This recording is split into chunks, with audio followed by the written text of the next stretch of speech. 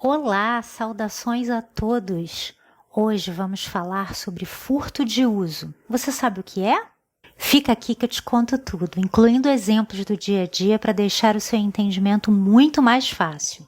Mas antes eu quero te dar boas-vindas ao canal. Eu sou Andréa Marques, professora de Direito Penal, e o meu objetivo é ajudar você, que é estudante de Direito, está se preparando para a prova da OAB ou mesmo para um concurso. Antes da gente começar nossa aula, eu quero pedir para você deixar seu like, se inscrever no canal e ativar o sininho para receber notificações de novidades e seguir o nosso perfil no Facebook e Instagram. Então vamos iniciar a nossa aula. O furto de uso é uma conduta considerada atípica pela legislação vigente, vez que não tem previsão legal que o defina como crime. Trata-se de uma construção doutrinária. Contudo, este instituto se assemelha ao furto, previsto no artigo 155 do Código Penal.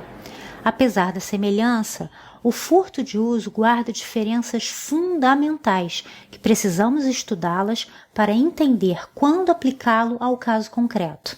E só dizer isso não é suficiente para a gente entender. Temos que explicar alguns requisitos que configuram o furto de uso, para que o entendimento fique claro e não deixe nenhuma dúvida para a hora da sua prova, ou mesmo quando estiver estudando. Como prometido, eu sempre vou te dar exemplos do cotidiano, que te ajudam a fixar melhor a matéria. Alguns alunos são visuais, outros auditivos, e outros tantos sinestésicos. Por isso, eu gosto dos exemplos, pois eles te ajudam a tornar o estudo mais natural e assim a fixação do aprendizado muito mais fácil. Dito isso, vamos ao exemplo. Daniel, vizinho do senhor João, sempre lavava o seu carro, um Porsche 911 vermelho. Um dia, depois de limpar todo o veículo e sabendo que o senhor João quase nunca o usava, aproveitou para pegá-lo e levar sua namorada ao cinema. Por volta das 23 horas, Daniel retornou do cinema e estacionou o carro no mesmo lugar de sempre, com um tanque cheio, e ainda passou um paninho para tirar qualquer poeira de rua.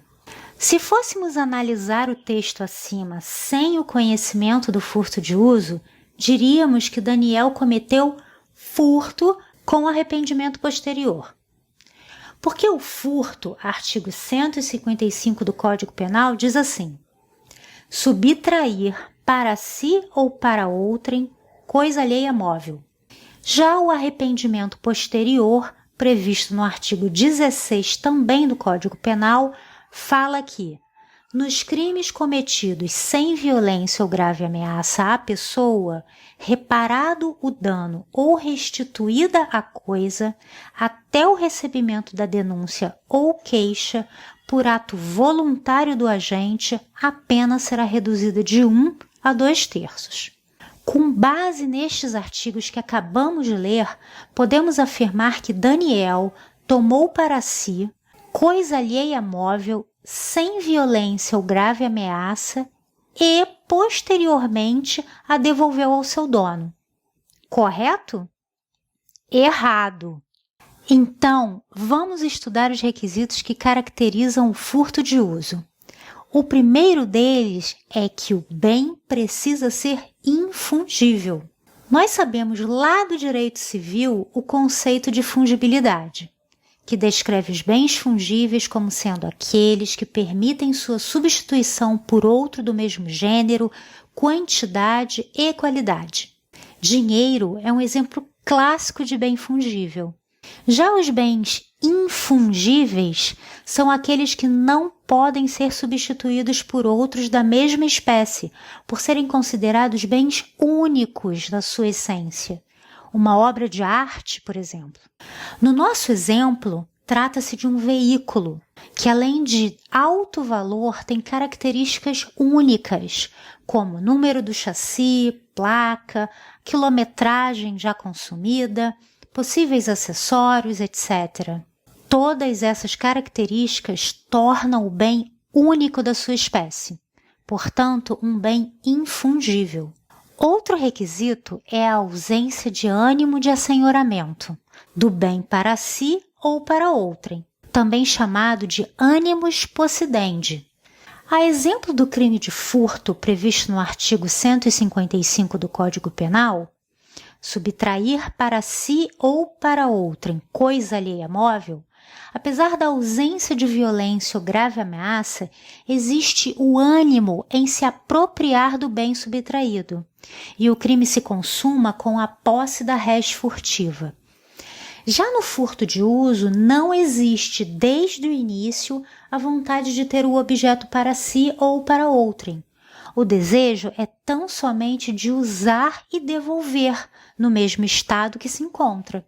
Aqui eu vou abrir um parênteses e dar uma dica de ouro para vocês, que serve para o estudo de todas as matérias de direito, em especial direito penal. Eu sei que parece snobismo ficar falando termos em latim, como res furtiva ou animus possidendi, mas o direito tem muito disso. Na graduação, isso não é muito relevante, a não ser que seja obrigatório o uso da expressão. Mas no exame da ordem ou num concurso público, o emprego de termos em latim enriquece muito seu texto e demonstra conhecimento, desde que usado corretamente. Por isso, sempre que possível, eu gosto de enriquecer seu conhecimento com algumas expressões mais usadas. Dica dada, vamos voltar aos requisitos do furto de uso. O próximo requisito é a devolução rápida e espontânea. Rápido aqui quer dizer pouco tempo, horas ou minutos. Não existe um tempo determinado, pois vai depender do caso concreto. Mas a devolução tem que ser espontânea, como no nosso exemplo. Pois se o dono sentir falta do bem, comunicar às autoridades e estas fizerem a apreensão do bem, já era devolução espontânea, ok? Outro requisito trata da devolução integral e sem dano da coisa. Vamos lembrar do nosso exemplo. Daniel devolveu o Porsche em perfeito estado e ainda com tanque cheio, ou seja, até mesmo o combustível que ele utilizou para levar a namorada ao cinema, ele repôs quando abasteceu o veículo, antes de devolvê-lo à garagem do Sr. João.